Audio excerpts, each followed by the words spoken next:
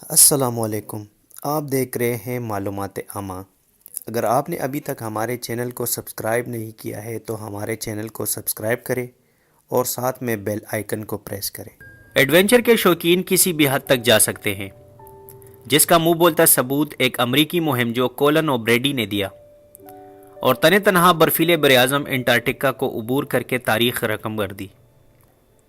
33 سالہ کولن کا تعلق امریکی ریاست اوریگون سے ہے، جو پیشے کے اعتبار سے ایتھلیٹ اور موٹیویشنل اسپیکر ہے۔ کولن نے کسی ساتھی یا مدد کے بغیر انٹارکٹیکا کو 54 روز میں عبور کیا اور اس دوران انہوں نے 921 میل کا فاصلہ طے کیا۔ وہ اس برفیلے براعظم کو تنہا عبور کرنے والے دنیا کے پہلے شخص ہیں۔ انہوں نے اپنے ایڈونچر کی مکمل ہونے کا اعلان انسٹاگرام پر کیا اور لکھا، انٹارکٹیکا کا ایڈونچر انتہائی مشکل تھا کیونکہ وہاں ایسی ٹھنڈ تھی کہ انسان جم جائے۔ کولن کے مطابق ایڈونچر کے آخری 32 گھنٹے سب سے زیادہ چیلنجنگ تھے، لیکن وہی سب سے زیادہ بہترین بھی تھے۔